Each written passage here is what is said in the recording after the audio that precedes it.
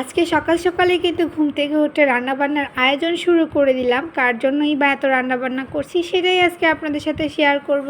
আসসালামু আলাইকুম গাইস, কেমন আছেন আপনারা সবাই? আশা করি ভালো আছেন। আমিও ভালো আছি আল্লাহর অশেষ রহমতে। চলে আসলাম আরেকটা নতুন ভিডিও নিয়ে। আর আজকে যেহেতু স্পেশাল মানুষ আসবে তার জন্য একটু স্পেশালভাবে রান্নাবান্না করছি। কে আসবে সেটাই শেয়ার করব আপনাদের সাথে, বললামই তো। আর এখানে কিন্তু আমি আগে ডালটা রান্না করতে বসাই দিছি, মুগ ডালটা মাছের মাথা দিয়ে।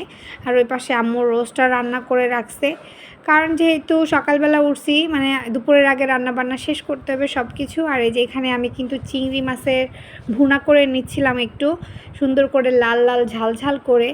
অনেকগুলো রান্না এক এক করে কমপ্লিট করতে হবে। আর আল্লাহর অশেষ রহমত যে গ্যাসটা ছিল সেদিন, আর আমাদের বাসায় কিন্তু গ্যাসের অনেক কষ্ট করি আমরা, অনেক মানে একটুও গ্যাস থাকে না। আর এদিকে নাকি আম্মু আগেই গরুর মাংসটা রান্না করে ফেলছে। এই যে দেখেন একদম লাল লাল ঝাল ঝাল করে একদম গরুর মাংস রান্না হয়েছে। দেখেই কিন্তু লোভ লাগতেছিল, মানে মন চাইতেছিল আমি খায়া ফেলি এক্ষুনি, কিন্তু কাজ করতে হবে। আমি নাস্তাটা এই ফাঁকে আমি সেরে ফেলছি, যদি পেটটা খালি থাকতো অবশ্যই খাইতাম। আর এখানে কিন্তু মাছটা আমি রান্না করার পর এখানে কিন্তু আরেকটা তরকারি আমি বসাই দিছি, রুই মাছ। এখানে রুই মাছটাও রান্না করব, রুই মাছের দো পেঁয়াজা করব এখানে। তার জন্য কিন্তু রুই মাছটা আগে ভালো করে একটু ভেজে নিচ্ছি আমি। আর এই যে এখানে কিন্তু রুই মাছের কারিটাও আমি বসাই দিছি। এক পাশে আমি রুই মাছটা ভাজিয়া রাখছি, আরেক পাশ দিয়ে এই যে কারির মধ্যে কিন্তু আমি ঝোলটা ফুটতে দিয়েছি, ঝোলের মধ্যে মাছগুলো আস্তে আস্তে আমি দিয়ে দিতেছিলাম। যেহেতু অনেকগুলো রান্না, মানে অনেক ঝটপট করে করতে হইতেছে, আমি একটু ভিডিওটা মানে পুরো ভিডিও দিতে গেলে লং হয়ে যাবে, তার জন্য আমি কিছুটা স্কিপ করে করে আমি ভিডিওটা আপনাদের সাথে শেয়ার করছি। পুরো রান্নাটা আর শেয়ার করলাম না। আর কে আসবে সেটাই তো বারবার করে বলছি, কিন্তু আমি বলছি না। আজকে আমাদের বাসায় কিন্তু আমার ফুফাতো ভাই আর ফুপ্পিরা আসবে, তাদের ঈদ উপলক্ষে কিন্তু দাওয়াত করা হয়েছে। ফুপ্পিরা তারপর ফুফাতো ভাইরা আসবে সেই উপলক্ষেই কিন্তু। আর এই যে এখানে কিন্তু কারিটাও হচ্ছে। আর বললামই তো ফুফাতো ভাই আসবে, এই ভাইটা কিন্তু এর আগে কখনোই আমাদের বাসায় আসে নাই, এই ফার্স্ট টাইম, তার জন্য একটু স্পেশালভাবে আপ্যায়ন। আর এখানে কিন্তু আমি টিকাটা আমি সকালবেলা উঠেই বানাই নিছি, এখন ভাইজান নিছি সুন্দর করে। এখানে টিকা ভাজা আছে, তারপর চিংড়ি মাছ ভুনাটা করে আমি সব কিছু সার্ভ করে রাখছি। আর এখানে আমি ডিম রান্না করছিলাম, ডিমের কোরমা করছিলাম, এটা আমি আর দেখাই নেই তেমনভাবে। আর এই যে এখানে গরুর মাংস রান্না করা আছে, আর এই যে মুরগির রোস্ট। আমি কিন্তু মুরগির রোস্টটা সকালেই রান্না করে রাখছি, যেহেতু এখন সবাইকে খাবারটা সার্ভ করে দিব, তার জন্য খাবারগুলো আবার একটু আমি গরম করে নিচ্ছি, কারণ ঠান্ডা খাবারগুলো কিন্তু খেতে একদমই ভালো লাগে না। তার জন্যই কিন্তু দেখেন রোস্টটা আমি ভালো করে গরম করে নিচ্ছি, আর এই পাশে মাছটাও আমি গরম করে নিচ্ছি। আর এখানে আমি একটু কিছু চিকেন ফ্রাই করছিলাম, মানে গ্রিল স্টাইলে, তার জন্য সেটাও আমি এখন জাস্ট চুলার মধ্যে একটু পুড়ে নিব। আর ওইখানে গরম গরম ধোয়া ওঠা পোলাও, তারপর এখানে সবজি, তারপর এখানে এই যে মাসকলার ডাল মাছের মাথা দিয়ে সব কিছুই কিন্তু কমপ্লিট হয়ে গেছে। আর আজকে যে বললাম যে গেস্ট চলে আসবে, কে কে আসবে, ভাইয়ারা আসবে, ফুপ্পিরা আসবে, তারা কিন্তু অলরেডি চলে আসছে। যে এখানে আমার ফুপ্পিরা সবাই খেতে বসে পড়ছে। আর ওইখানে কিন্তু দেখাইলাম আমার জ্যাঠা ছিল, আমার আব্বুর বড় ভাই, উনিও কিন্তু আজকে ইনভাইটেড ছিল, উনিও আসছে।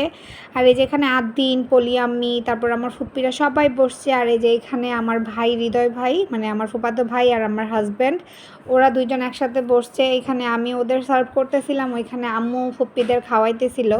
আর কি কি রান্না বান্না করছি সেগুলো তো আমি শেয়ারই করলাম।